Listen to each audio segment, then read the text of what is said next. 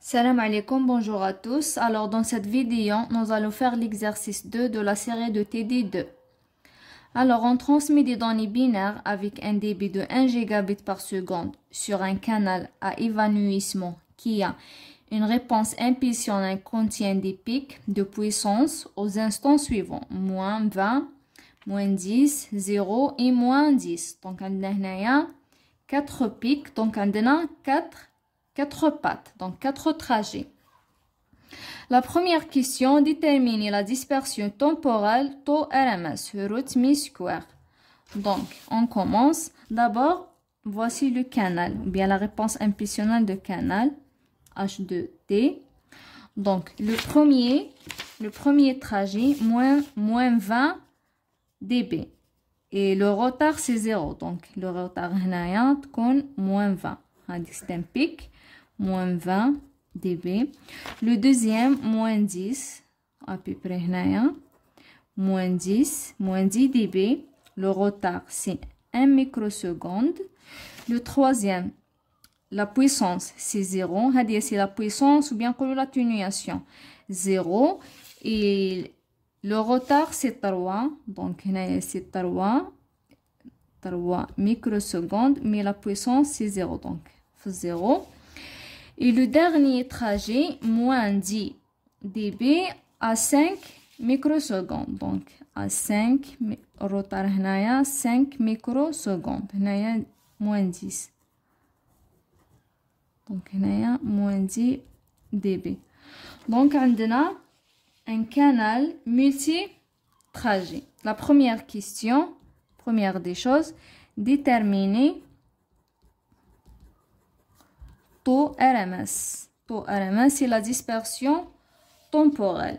Donc, par définition, c'est quoi taux RMS? Taux RMS, c'est la racine de retard au carré moyen moins le retard moyen tout au carré. D'accord. Hadaya, c'est le retard. C'est le retard moyen. Comment le calculer? Taux moyen est égal la somme sur les trajets de 1 jusqu'à L. On a le nombre de trajets, on a 4, puisqu'on a 4 impulsions, donc on a 4 trajets. Donc taux L, donc le retard de chaque trajet, fois la puissance de chaque trajet, sur la somme sur les trajets, bon, on a les trajets d'un cas directement, les atténuations ou bien les puissances de chaque trajet. D'abord, les puissances en décibels. Donc, les نحسبوهم نلقاو des valeurs réelles normales. Donc, alpha, كيفاش نحسبوا alpha? Donc, on a alpha, c'est 10 log alpha 1 par exemple, est égal à la première valeur, c'est moins 20. Donc, alpha 1, donc moins 20 sur 10, donc on déroule 10 à la puissance, donc 10 à la puissance moins 20 sur 10, moins 20 sur 10 c'est moins 2, donc 10 à la puissance moins 2 c'est 0, 0, 1. Donc la même chose pour la deuxième puissance, alpha 2 est égal 10 à la puissance moins 1, donc il y a moins 10 sur 10, donc 10 à la puissance moins 1, donc c'est 0, 1. Troisième puissance, c'est 10 à la puissance 0, donc c'est 1. La quatrième puissance, donc 10 à la puissance moins 10 sur 10, donc c'est moins 1, donc c'est 0, 1. Donc on utilise les valeurs réelles des puissances. Donc, pour déterminer le retard moyen, donc c'est la somme. Donc, on a 4 trajets, donc 4 pics. Donc, taux 1, c'est 0. Donc, c'est 0 fois alpha 1, c'est 0, 0, 1. Plus, deuxième retard, c'est 1 microseconde. Donc, 10 à la puissance moins 6 fois 0, 1. Plus 1 fois troisième, c'est 5. Donc, 5 fois 10 à la puissance moins... Non, c'est 3. 3 fois 10 à la puissance moins 6. Le dernier, c'est 1. C'est 0,1 fois 10 à la puissance fois 5 fois 10 à la puissance moins 6. Donc, puisqu'elle est 5 microns, donc 5 fois 10 à la puissance moins 6.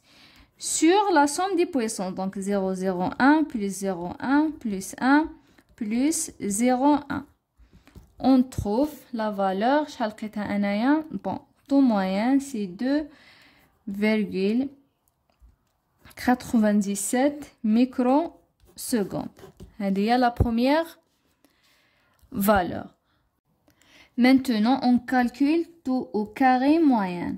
Alors, c'est la même chose, la somme sur le trajet de 1 jusqu'à 4. Donc, puisque taux au carré, donc taux au carré de LTM trajet fois la puissance de LTM trajet sur la somme des puissances de 1 jusqu'à 4. Donc, en remplaçant la même chose qui m'a dit نفلوج, juste هنا نلقاو le retard, نديرو au carré. Donc, واش راح يمدلنا 0 fois 0,01 plus le deuxième, c'est 10 à la puissance moins 6. Donc, تولينا au carré 10 à la puissance moins 12 fois le trajet. La puissance de trajet, c'est 0,1 plus 3 fois 10 à la puissance moins 6. Donc, تولينا 9 fois 10 à la puissance moins 12 fois la puissance اللي هي 1 plus 5 microns. Donc, 25 fois 10 à la puissance moins 12 fois la puissance اللي هي 0,1. Tout sur la somme des puissances. Donc, 0,01 plus 0,1 plus 1 plus 0,1. Alors, on trouve tout au carré est égal à 9,58 10 à la puissance moins 6 microsecondes. C'est tout au carré moyen. Tout au carré moyen.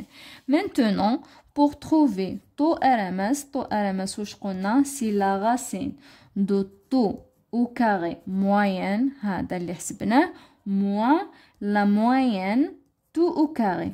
Donc, en remplaçant, donc 9,58 fois 10 à la puissance moins 6 le micro, donc moins 12, moins, je l'ai في الأول de 97 fois 10 à la puissance moins 6 tout au carré.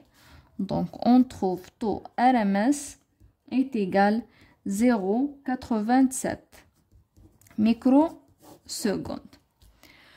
Voilà. Alors, la deuxième question, déterminer la bande de cohérence du canal. Alors, deuxièmement, la bande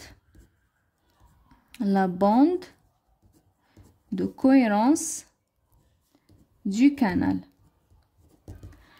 وشنو هي la bande de cohérence? La bande de cohérence, c'est l'inverse de taux RMS. Donc, c'est 1 sur 0,87 fois 10 à la puissance moins 6 puisque لقيناها en micron. Donc, راح نلقاوها 1,14 mégahertz. Donc, fois 10 à la puissance 6. La troisième question, que peut-on dire sur le type d'évanouissement de canal? D'abord, puisque le canal est multitrajet, il y a 4 trajets, donc on parle de domaine fréquentiel. Donc, puisqu'on parle de domaine canal d'évanouissement,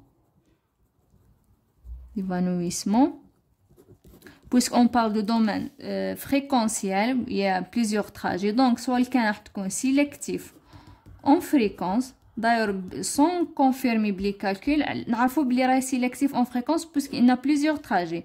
Ou bien canal flat fading, il y a canal plat.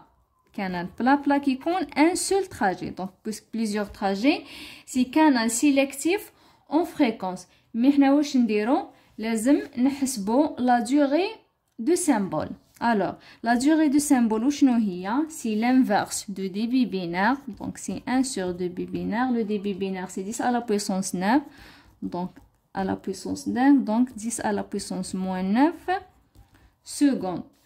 La même chose, on calcule la bande de symbole. Donc, c'est 1 sur TS. C'est l'inverse de la durée de symbole. Donc, c'est 1 sur 10 à la puissance moins 9. Donc, c'est 1 gigahertz.